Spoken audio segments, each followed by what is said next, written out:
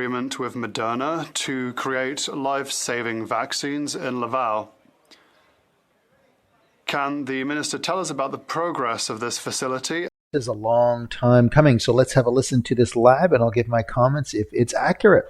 Agreement with Moderna to create life-saving vaccines in Laval.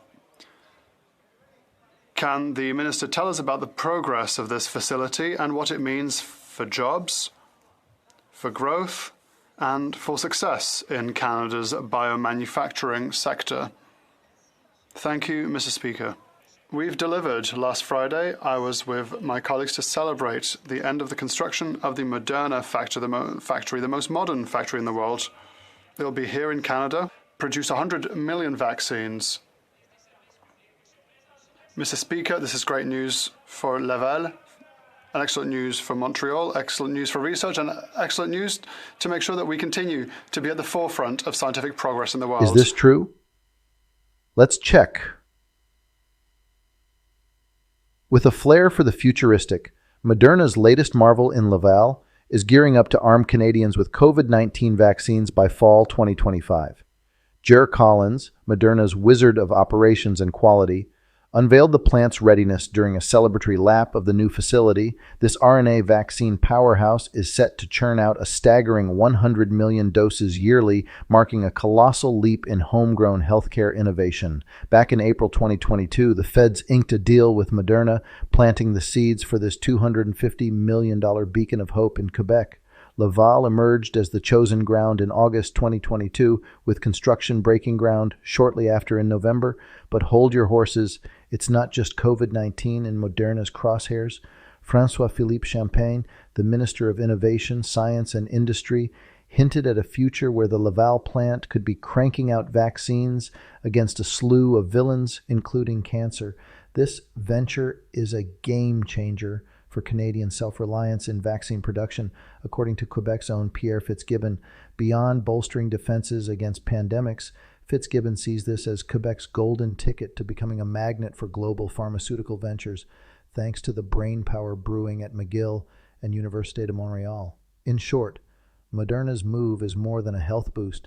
It's a shot in the arm for the entire life sciences sector, promising a future where Canada stands tall as a pharmaceutical powerhouse.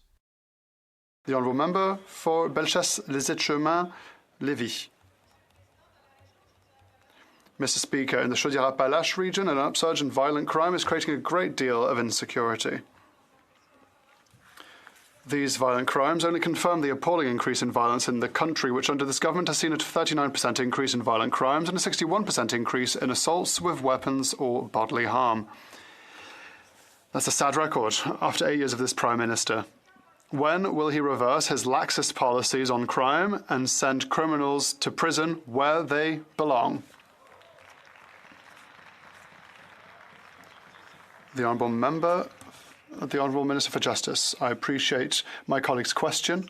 What I would like to highlight for all Canadians is that crime in our community is a priority for every single parliamentarian in this House.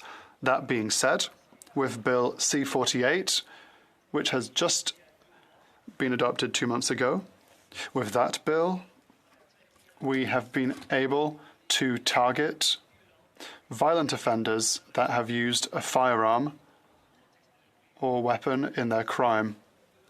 And we will target them in particular so they remain in prison. The Honourable Member for Bellechasse-les-Etchemins, Lévis.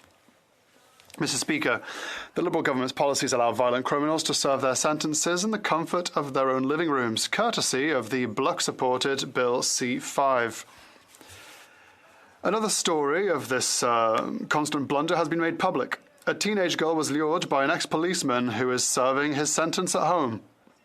This is unacceptable, Mr. Speaker, at a time when violence of a sexual nature has jumped by 71% since this government took office. What does the Prime Minister have to say to the victim who had the courage to speak out and who is seeing this sweet sentence served by her attacker at home?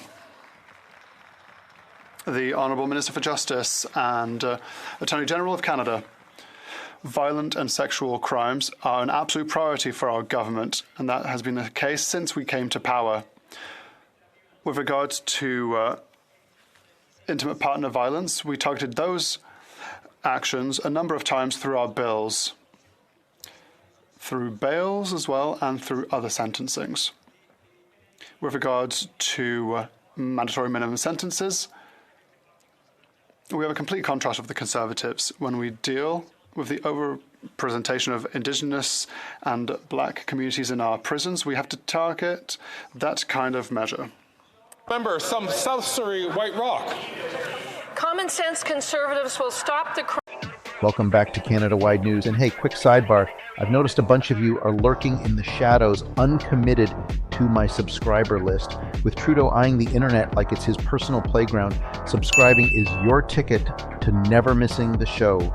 I'll keep you in the loop with all the updates.